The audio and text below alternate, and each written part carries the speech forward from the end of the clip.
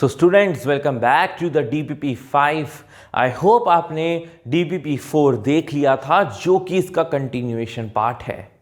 हम क्या कर रहे हैं, हम केमिस्ट्री इन एवरीडे लाइफ के important topic type of drugs के बारे में डिस्कशन कर रहे हैं। पहले पार्ट में हम लोगों ने पहले दो ड्रग्स यानी कि एंटासिड्स एंड एंटीहिस्टामाइंस पर डिस्कशन कर लिया है। अब आगे चलते हैं न्यूरोलॉजिकली एक्टिव ड्रग्स। तो बच्चों, न्यूरोलॉजिकली एक्टिव ड्रग्स में दो तरीके के होंगे, नहीं तीन तरीके के बेसिकली। क्या क्या होंगे? एक आपका पढ़ोगे ट्रैंक्विलाइजर्स, एक पढ़ोगे एनाल्जेसिक्स, और एनाल्जेसिक्स के साथ एक पढ़ोगे आप एंटीपायरेटिक्स। तो ट्रैंक्विलाइजर्स क्यों लेते हैं? Tranquilizer is basically the important constituent of the sleeping pill. आपके शरीर में अगर नॉर एड्रेनलिन कम है, क्या ये वाला नॉर एड्रेनलिन, अगर बच्चों ये कम है, ये न्यूरोट्रांसमीटर का काम करता है। ये एक मार्क्स, ये मतलब सॉरी, आपके ऑब्जेक्टिव के लिए बहुत इंपॉर्टेंट है ये वर्ड्स। क्या होते हैं neurologically active drugs? They effect the message transfer mechanism from nerve two receptor, जिसमें सबसे इंपॉर्टेंट न्यूरोट्रांसमीटर होता है nor adrenaline.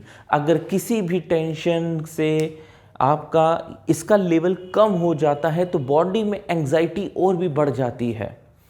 So to maintain this mood, so as to make you happy, so as to develop the feeling of being well in our body, what we have to take is we have to take some antidepressant drugs, और वो tranquillisers भी कहलाए जाते हैं because it removes the anxiety as well as they maintain the appropriate level of noradrenaline in our body.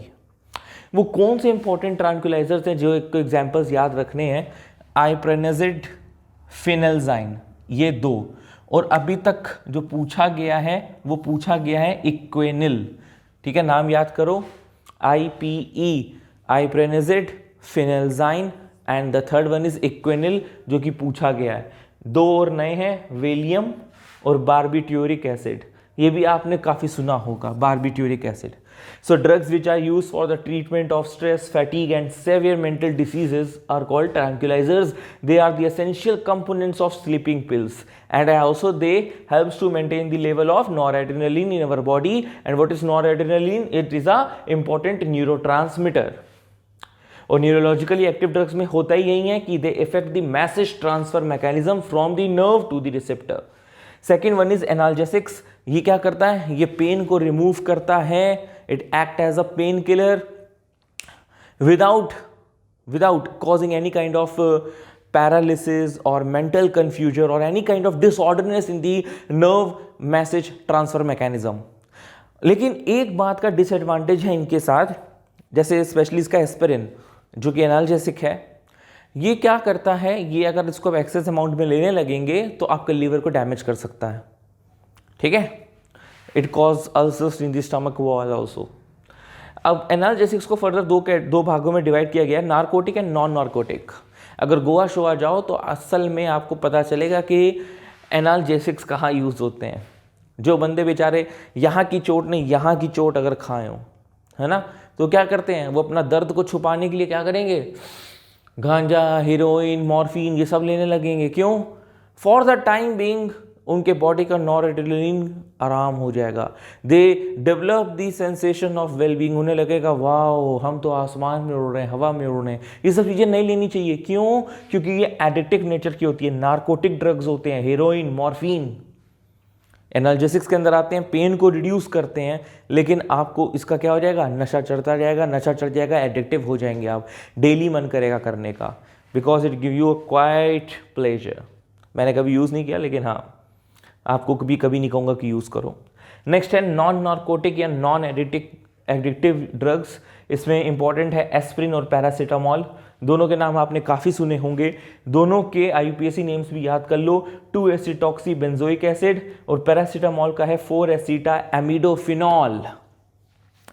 दोनों के common names और IUPAC names important हैं, दोनों के स्ट्रक्चर्स भी इंपॉर्टेंट हैं। ये एस्पिरिन है, ये पैरासीटामोल है, दोनों काफी बार पूछे गए इसलिए मैंने बनाए हैं, हर किसी के नहीं बना रहा हूं।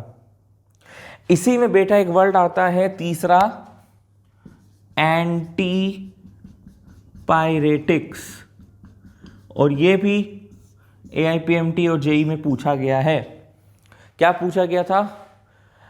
among these which is used to reduce the temperature of the body, or which among these is help to lower the body temperature।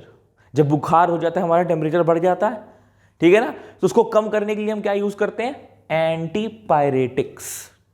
तो तीन चीजें पढ़ी, ट्रैंक्विलाइजर्स, एनाल्जेसिक्स, एंटीपायरेटिक्स। एंटीपायरेटिक्स के भी वही एग्जाम्पल हैं जो एनाल्जेसिक्स में हम लोगों ने नॉन नार्कोटिक में पढ़े, एस्पिरिन और पैरासीटामोल। ये दोनों एनाल्जेसिक्स भी हैं, ये दोनों एंटीपायरेटिक भी हैं। और नेक्स्ट देखते हैं। तो नेक्स्ट क्लास बहुत इंपॉर्टेंट है और काफी पूछी गई है, दैट इज द एंटीबायोटिक्स। आप लोग अक्सर ले चुके होंगे, ऑफ्लॉक्सिन के रूप में ले चुके होंगे, ऑफ्लॉक्सिन 200, निसिप, निम्यूसिलिड, और जब गला खराब होता है तो एजिथ्रोल 500। तो ये सब क्या है? एंटीबायोटिक्स। ये क्या करती हैं? इट हेल्प्स टू किल और destroy the growth of the micro organisms by intervening in their metabolic process. ये लाइन इंपॉर्टेंट है क्योंकि अगर ये लाइन नहीं लिखेंगे तो जो बाकी डेफिनेशन है वही डेफिनेशन एंटीसेप्टिक्स की भी है, ठीक है। एंटीबायोटिक फर्स्ट किसने निकाली थी? अलेक्जेंडर फ्लेमिंग ने, जिसका नाम था पेनिसिलिन। पेनिसिलिन काफ़ी बिकी थी और इसका ये डिसएडवांटेज था कि ये नैरो स्पेक्ट्रम थी। अब नैरो स्पेक्ट्रम एंटीबायोटिक और ब्रॉड स्पेक्ट्रम एंटीबायोटिक क्या होता है? काफ़ी पूछा गया है। ब्रॉड स्पेक्ट्रम एंटीबायोटिक वो होते हैं जो बच्चों ग्राम पॉजिटिव और ग्राम नेगेटिव दोनों बैक्टीरियाज पे काम करते हैं। Gram positive and gram negative bacteria जो दोनों पे काम करे वो ब्रॉड स्पेक्ट्रम, जो किसी एक पे करे वो ग्राम पॉजिटिव या ग्राम नेगेटिव। जो दोनों में से किसी एक पे काम करेगी वो क्या होगी? वो होगी नैरो स्पेक्ट्रम एंटीबायोटिक। और कोई चीज़ किसी एक ही बीमारी के लिए है तो वो होती है लिमिटेड स्पेक्ट्रम एंटीबायोटिक। अब अगर हम पेनिसिलिन जी की बात करें तो वो ग्राम पॉजिटिव नेचर पे ही अटैक करती थी, ग्राम नेगेटिव पे उसका कोई भी रोल नहीं था। तो इसका ये मतलब है कि जो पेनिसिलिन है वो ब्रॉड स्पेक्ट्रम नहीं बल्कि नैरो स्पेक्ट्रम एंटीबायोटिक है। क्लोरामफेनिकॉल बहुत इंपॉर्टेंट एग्जाम्पल है जो कि ब्रॉड स्पेक्ट्रम एंटीबायोटिक का है। अब आते हैं एंटीसेप्टिक्स एंड डिसइंफेक्टेंट्स। दोनों के दोनों माइक्रो ऑर्गेनिजम्स किल करते हैं, लेकिन antiseptics are safer to apply on the living tissues.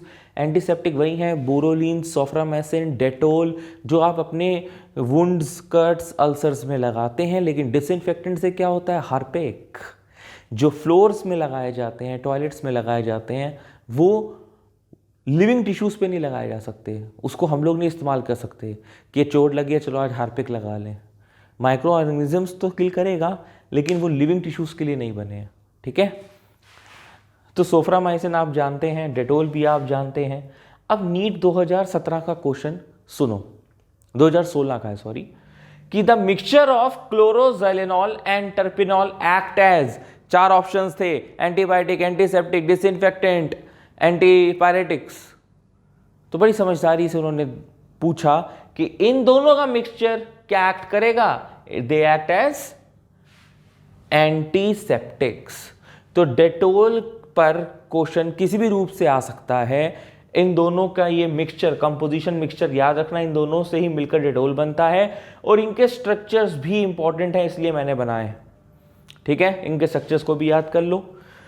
0.2% solution of phenol को क्या कहते हैं? वो एंटीसेप्टिक का एक एग्जाम्पल है, ये भी काफी पूछा गया। और 1% सोल्यूशन ऑफ फिनॉल डिसइंफेक्टेंट का एग्जाम्पल है। तो इन दोनों में काफी चर्चा चलती है। नेक्स्ट जो चर्चा जनत वाली बात है वो है tincture of iodine, which is nothing but the alcoholic solution of iodine, और you can say 2 to 3% solution of iodine in alcohol and water, ठीक है। अब आप आज का क्वेश्चन नोट करें।